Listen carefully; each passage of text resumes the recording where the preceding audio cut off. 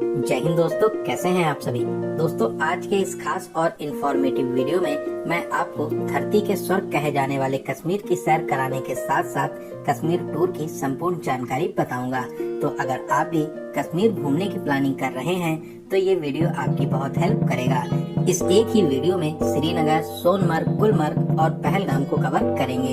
इस वीडियो में हम लोग बात करेंगे आप यहाँ तक कैसे पहुँचेंगे, यहाँ पर रुकने के लिए होटल आपको कहाँ पर लेना चाहिए, यहाँ पर घूमने का सही तरीका क्या रहता है, आप कहाँ कहाँ घूम सकते हैं, यहाँ पर खाने पीने की कैसी व्यवस्था है, यहाँ पर फिजूल खर्ची से आप कैसे बच सकते हैं और वीडियो के लास्ट में बात करेंगे संपूर्ण बजट की। तो कश्मीर टूर से related A to Z complete information के लिए वीडियो को एक बार पूरा जरूर देखें।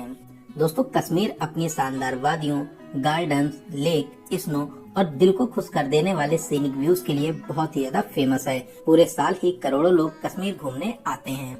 तो चलिए फिर एकदम शुरू से शुरू करते हैं और जानते हैं आप यहाँ तक कैसे पहुँचेंगे। दोस्तों कश्मीर घूमने के लिए हम लोगों को सबसे पहले आना होता है श्रीनगर। श्रीनगर तक आप बस, ट्रेन, कार और फ्लाइट के माध्यम से बहुत ही आराम से आ सकते हैं। बात करें ट्रेन की तो यहाँ का बेस्ट रेलवे स्टेशन है जम्मू तवी रेलवे स्टेशन। यहाँ तक आपको हर प्रमुख स्टेशन से डायरेक्ट ट्रेन मिल जाएंगी। जम्मू से श्रीनगर की दूरी लगभग 250 किलोमीटर है, जिसे आप बाय रोड पूरा कर सकते हैं, या आप चाहें तो उधमपुर या जम्मू तक बाय ट्रेन आ जाएं, फिर उसके बाद सैंगलदान या बनिहाल तक आप 150 किलोमीटर बाय रोड पूरा कर सकते हैं। फिर संगलदान या बनिहाल से आप ट्रेन ले सकते हैं। इस 90 किलोमीटर की यात्रा को पूरा कर ट्रेन के माध्यम से आप श्रीनगर तक बहुत ही आराम से पहुंच जाएंगे। वहीं बात करें बस की तो जम्मू रेलवे स्टेशन के बाहर बने बस स्टैंड से श्रीनगर के लिए ऑर्डिनरी और एसी बसेज मिल जाती हैं। ऑर्डिनरी बस में आपसे 550 रूपए और एसी बस में आपसे 830 रूपए का चार्ज करते हैं। वहीं आप अगर बाई फ्लाइट आना चाहते हैं तो श्रीनगर में इंटरनेशनल एयरपोर्ट बना है। आप फ्लाइट के माध्यम से भी बहुत ही आराम से श्रीनगर तक आ सकते हैं। वहीं दोस्तों अगर आप कश्मीर को बहुत ही आराम से घूमना चाहते हैं तो आपके लिए टूर पैकेज भी एक अच्छा ऑप्शन रहता है। तो मैं आपको एडवाइस करूंगा आप ऑनलाइन से टूर पैकेज ले सकते हैं। बहुत ही अच्छे होटल में आपको स्टे कराते हैं, साथ ही साथ इनकी और सभी सर्विसेज भी बहुत ही ज्यादा अच्छी हैं। इसके अलावा इनके रेट्स भी बहुत ही ज्यादा नॉर्मल रहते हैं। आप स्क्रीन पर नंबर देख सकते हैं। इसके अलावा डिस्क्रिप्शन बॉक्स में भी आपको सभी डिटेल्स मिल जाएंगी, तो आप इनसे बात करके अपने टूर पैकेज की बुकिंग कर सकते हैं। वहीं दोस्तों कश्मीर घूमने वाले 70 से 80% लोग माता रानी के दर्शन करने के बाद में कश्मीर घूमने जाते हैं। तो कटरा से आपको buses, private taxi, sharing taxi और टेम्पो ट्रैवलर मिल जाते हैं। आप इनके माध्यम से श्रीनगर तक पहुंच जाएंगे। तो चलिए बहुत सी टनल्स को पार करते हुए शानदार सफर को पूरा कर अब हम लोग पहुंच चुके हैं श्रीनगर। और अब हम लोग बात करते हैं आपको होटल कहां पर लेना चाहिए। दोस्तों ऐसे तो आप पूरे ही श्रीनगर में कहीं पर भी होटल ले सकते हैं, लेकिन श्रीनगर का डल लेक मेन सेंटर पॉइंट है। आप डल लेक के 1 किलोमीटर रेंज में होटल ले सकते हैं। आपको डल लेक के सामने बहुत से होटल्स मिल जाएंगे, लेकिन यहाँ पर होटल्स थोड़े से कॉस्टली आपको मिलते हैं। इसके अलावा आप खोना खान मार्ग, ममता चौक के पास में होटल ले सकते हैं। यहाँ पर बहुत से बजट से लेकर VIP होटल्स आपको मिल जाते हैं। साथ ही साथ यहाँ पर खाने पीने के लिए प्योर वेज आपको रेस्टोरेंट्स भी मिल जाते हैं। होटल्स की रेट की बात करें तो 800 से लेकर 10,000 तक के रेंज में यहाँ पर आपको होटल्स मिल जाएंगे। जैसा आपका बजट हो आप अपने बजट के हिसाब से रूम्स ले सकते हैं। दोस्तों आप चाहें तो डल लेक में बने हाउस बोट्स में भी स्टे कर सकते हैं। इसका भी एक्सपीरियंस बहुत ही ज्यादा खास रहता है। 2000 से 10,000 तक के बजट में आप हाउस बोट में एक नाइट का स्टे कर सकते हैं। तो चलिए अब हम लोग बात करते हैं यहाँ पर घूमने का सही तरीका क्या रहता है। दोस्तों आपको श्रीनगर पहुँचते पहुँचते शाम के 4 से 5 बज जाते हैं। तो उस दिन आप अपने होटल में आराम करिए। अगली सुबह हम लोग श्रीनगर की लोकल साइट सीन को करेंगे। अगर आपके पास में गाड़ी है तब तो सबसे अच्छा है, वरना आप यहाँ पे ऑटो या टैक्सी बुक कर सकते हैं। ऑटो वाले आपसे 1000 से 1200 रूपए चार्ज करते हैं, वहीं टैक्सी वाले 1500 से 1800 रूपए का चार्ज करते हैं। तो श्रीनगर में सबसे पहले हम लोग चलेंगे श्री शंकराचार्य मंदिर में दर्शन करने के लिए। दोस्तों ये प्राचीन मंदिर महादेव जी को समर्पित है। इस प्यारे से मंदिर की स्थापना 8वीं सदी में शंकराचार्य जी ने की थी। लगभग 250 सीढ़ियां चढ़कर आप मंदिर के प्रांगण में आ जाएंगे। आप मंदिर में प्रवेश कर महादेव जी के अद्भुत रूप के दर्शन प्राप्त कर सकते हैं। साथ ही साथ यहाँ पर शंकराचार्य जी की तपो स्थली भी स्थापित है, आप यहाँ पर भी दर्शन प्राप्त कर सकते हैं। यहाँ से श्रीनगर के नज़ारे देखते ही बनते हैं। आप यहाँ से पूरे श्रीनगर को बहुत ही अच्छे तरीके से देख सकते हैं। दोस्तों बहुत ही प्यारा और अलौकिक स्थान है, आप यहाँ पर दर्शन करने जरूर आइए। तो यहाँ पर दर्शन करने के बाद में अब हम लोग चलेंगे परी महल, जो यहाँ से लगभग 10 किलोमीटर की दूरी पर स्थित है। परी महल में आपको एंट्री के लिए 24 रुपए और बच्चों के लिए 12 रुपए का चार्ज लिया जाता है। यहाँ पर बहुत ही प्यारा और शानदार गार्डन है, साथ ही साथ छोटा सा महल भी बना हुआ है। दोस्तों इसका निर्माण मुगल शासक दारा शिकोह के द्वारा लगभग 1600 ईस्वी के आसपास किया गया था। यहाँ से आप डल लेक के नज़ारे बहुत ही खूबसूरती से देख सकते हैं। यहाँ पर आप बहुत ही प्यारे प्यारे और रंग बिरंगे फूलों को देखकर खुद को फोटो शूट करने से रोक नहीं पाएंगे। तो आप यहाँ पर घूमने और मस्ती करने जरूर आइए। तो यहाँ पर घूमने के बाद में आप चश्मे शाही और बोटेनिकल गार्डन में भी घूमने जा सकते हैं। ये गार्डन भी अपने खूबसूरत नज़ारों, शानदार वादियों और पिकनिक स्पॉट के लिए बेस्ट प्लेस रहते हैं। यहाँ पर भी आपको घूमकर बहुत ही ज्यादा अच्छा लगेगा। बोटेनिकल गार्डन के पास ही वर्ल्ड फेमस ट्यूलिप गार्डन भी स्थित है। दोस्तों ये ट्यूलिप गार्डन एशिया का सबसे बड़ा ट्यूलिप गार्डन है। यहाँ पर आपको 75 रुपए का एंट्री टिकट लगता है। दोस्तों ये ट्यूलिप गार्डन साल में कुछ ही दिन ओपन रहता है। इस साल आप 23 मार्च से 30 अप्रैल तक यहाँ पर घूमने आ सकते हैं। यहाँ पर आपको लगभग 75 किस्मों के 17 लाख से अधिक ट्यूलिप के फूल देखने को मिलेंगे। दोस्तों आप वीडियो में इस ट्यूलिप गार्डन के खूबसूरत नज़ारे देख ही सकते हैं। सच में बहुत ही प्यारे नज़ारे हैं, इसको देखकर आपका दिल खुश हो जाएगा। इसके अलावा यहाँ पर ट्यूलिप फेस्टिवल का भी आयोजन होता है। तो अगर आप अप्रैल में आ रहे हैं तो आप ट्यूलिप गार्डन में बहुत ही अच्छे तरीके से एंजॉय कर सकते हैं। यहाँ पर घूमने के अलावा आप निषाद गार्डन और शालीमार पार्क में भी घूमने जा सकते हैं। ये गार्डन भी घूमने और मस्ती करने के लिए बेस्ट प्लेस रहते हैं। साथ ही साथ यहाँ पर आप प्यारी प्यारी फुलवारी और रंग बिरंगे फूलों के साथ में अपनी फोटोशूट भी करा सकते हैं। तो आप यहाँ पर भी घूमने जरूर आइए।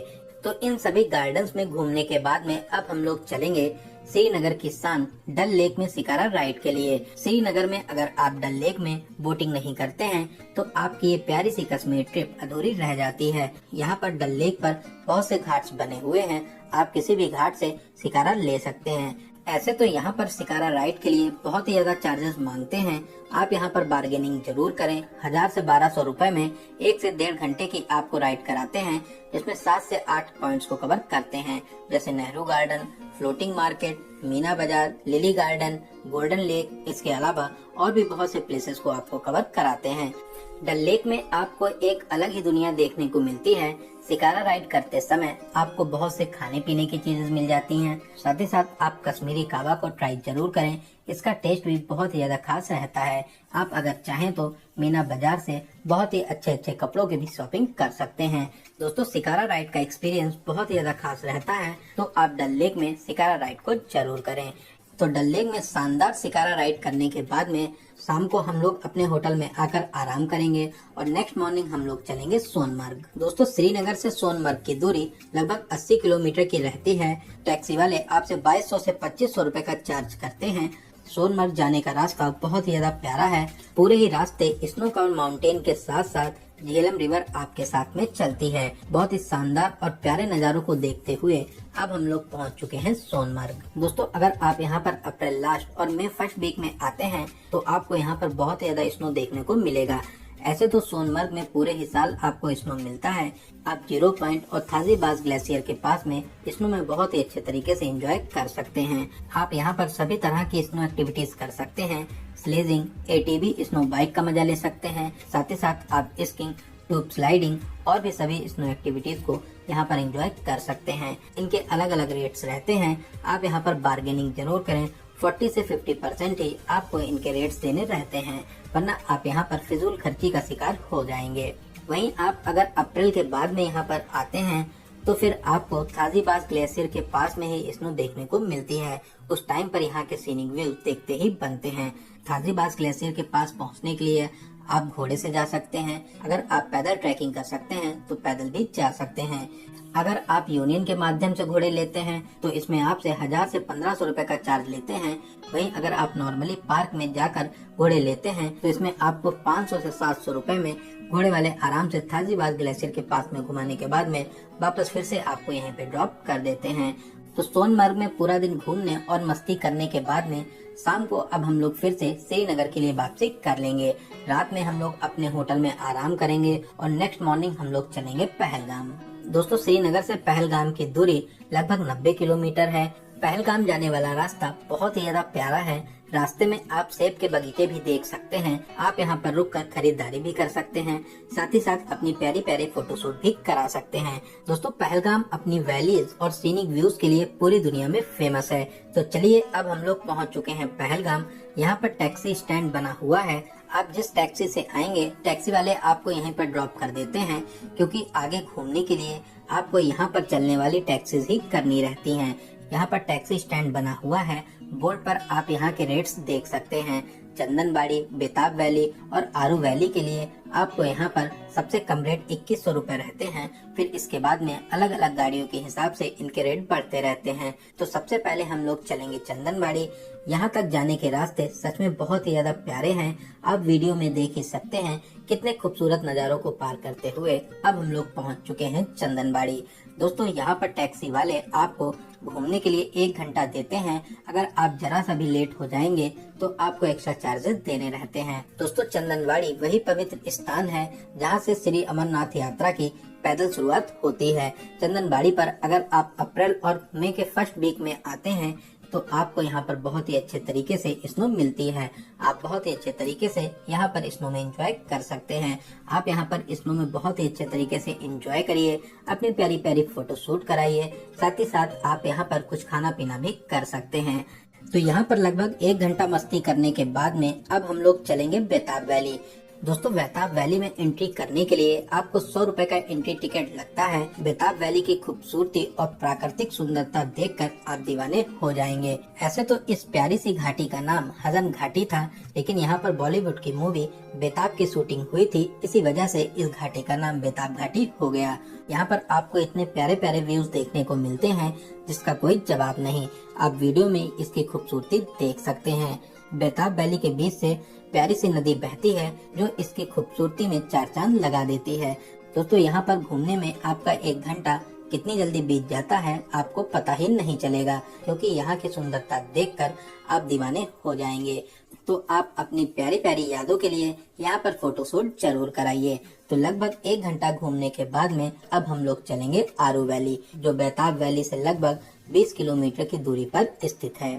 आरू वैली में भी एंट्री करने के लिए आपसे 25 रुपए का चार्ज लेते हैं। आरू वैली बहुत ही प्यारी सी जगह है। यहाँ के नज़ारे और snow covered mountain photo shoot के लिए बेस्ट प्लेस रहते हैं। आप यहाँ पर बहुत ही अच्छे तरीके से एंजॉय करिए। साथ ही साथ आप कश्मीरी ड्रेस में भी अपनी प्यारी प्यारे फोटो शूट करा सकते हैं।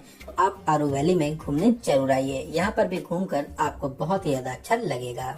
दोस्तों, इन प्लेसेस के अलावा आप अगर चाहें तो पहलगाम में हॉर्स राइडिंग करके भी बहुत से प्लेसेस को कवर कर सकते हैं। इन सभी प्लेसेस में मिनी स्विट्जरलैंड सबसे अच्छा प्लेस रहता है। डिस्टेंस और टाइमिंग के हिसाब से यहाँ पर हॉर्सेस के रेट डिसाइड किए जाते हैं। तो पहलगाम में पूरा दिन घूमने और मस्ती करने के बाद में अब हम लोग फिर से श्रीनगर के लिए वापसी करेंगे। अगले दिन हम लोग चलेंगे गुलमर्ग। गुलमर्ग जाने के लिए टैक्सी वाले आपसे 1800 से 2200 रुपए का चार्ज करते हैं। मार्च और अप्रैल में गुलमर्ग में आपको बहुत ज्यादा स्नो देखने को मिलेगी। अगर आप अप्रैल के बाद में यहाँ पर आते हैं तो यहाँ के और भी ज्यादा खूबसूरत नज़ारे आपको देखने को मिलेंगे। यहाँ की ग्रीनरी और सीनिक व्यूज आपका दिल जीत लेते हैं। यहाँ पर सामने ही शिव जी का प्यारा सा मंदिर बना हुआ है। आप यहाँ पर दर्शन जरूर करें। अगर आप गर्मियों में यहाँ पर आते हैं तो आपको यहाँ पर फर्स्ट फेज और सेकंड फेज में ही बर्फ देखने को मिलती है। तो आपको फिर गंडोला राइड से फर्स्ट फेज और सेकंड फेज पर जाना रहता है। गंडोला राइड में फर्स्ट फेज के किराए की बात करें तो 944 रुपए और सेकंड फेज के लिए 2070 पर पर्सन का चार्ज करते हैं। आपको इसकी बुकिंग पहले से ऑनलाइन करनी रहती है, क्योंकि बहुत ही ज्यादा भीड़ भाड़ होने पर आपको इसकी टिकट नहीं मिल पाएंगे। तो गुलमर्ग में पूरा दिन एंजॉय करने के बाद में अब हम लोग श्रीनगर वापस आ जाएंगे।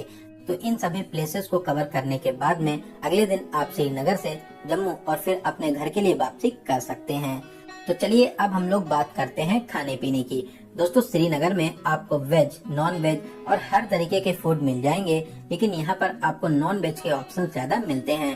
प्योर वेजिटेरियन होटल्स भी मिल जाते हैं। डल लेक के सामने ही बहुत ही अच्छे रेस्टोरेंट बने हुए हैं जो प्योर वेज रहते हैं। इसके अलावा जो मैंने आपको होटल की लोकेशन ममता चौक वाली बताई थी, वहाँ पर भी आपको बहुत से वेज रेस्टोरेंट भी मिल जाते हैं, तो आपको यहाँ पर खाने पीने की कोई भी प्रॉब्लम नहीं होगी। तो चलिए अब हम लोग बात करते हैं यहाँ पर आने का बेस्ट टाइम क्या रहता है। दोस्तों ऐसे तो पूरे साल ही लोग कश्मीर घूमने आते हैं, लेकिन मार्च से लेकर जून तक ये यहाँ का पीक टाइम रहता है। इस टाइम पर यहाँ बहुत ही ज्यादा भीड़ भाड़ होती है, क्योंकि इस टाइम पर यहाँ का मौसम बहुत ही ज्यादा सुहाना रहता है। बात करें आपको कितने दिनों का टूर प्लान बनाना चाहिए, तो आप 6 डेज 5 नाइट या आप 5 डेज 4 नाइट का प्लान बना सकते हैं। इतने टाइम में आप कश्मीर को बहुत ही अच्छे तरीके से घूम लेंगे। तो चलिए अब हम लोग बात करते हैं सबसे जरूरी क्वेश्चन, बजट की। दोस्तों मैं मान के चलता हूँ कि आप कम से कम 2 लोग तो यहाँ पर आएंगे ही आएंगे, और अगर आप 6 डेज और 5 नाइट का प्लान बनाते हैं तो आप मान के चलिए कि 2 लोगों के लिए 25,000 से 30,000 प्लस ट्रेन टिकट, इतने बजट में आप बहुत ही अच्छे तरीके से कश्मीर ट्रिप को कवर कर लेंगे। वहीं आप बिना किसी परेशानी के कश्मीर टूर को अच्छे से कवर करना चाहते हैं, आप बात करके अपने टूर पैकेज की बुकिंग कर सकते हैं। तो दोस्तों यहाँ पर मैंने आपको कश्मीर टूर से रिलेटेड हर एक छोटी बड़ी जानकारी को बहुत ही अच्छे और सही तरीके से बताने की पूरी कोशिश की है। अगर फिर भी आपके कोई क्वेश्चन रह जाते हैं तो आप हमें कमेंट के माध्यम से पूछ सकते हैं। दोस्तों आपको ये वीडियो कैसा लगा और आप ये वीडियो कहाँ से देख रहे हैं, कमेंट बॉक्स में जरूर बताइएगा। अगर आपको ये वीडियो अच्छा लगा हो तो आप अपने एक लाइक से हमें मोटिवेट जरूर करें, साथ ही साथ आप अपने सभी फ्रेंड्स में जरूर से जरूर शेयर करें। दोस्तों अगर अभी तक आप अपने चैनल से नहीं जुड़े हैं तो प्लीज चैनल को सब्सक्राइब जरूर करें, साथ ही साथ बेल आइकन प्रेस करने के बाद में ऑल नोटिफिकेशन को जरूर क्लिक करें। तो चलिए दोस्तों अब मिलते हैं किसी ऐसे ही इंफॉर्मेटिव वीडियो में। तब तक आप अपना और अपने परिवार का बहुत ज्यादा ख्याल रखें। ऐसे ही ट्रैवल व्लॉग देखने के लिए HMY चैनल को सब्सक्राइब करें और वीडियो को लाइक करें।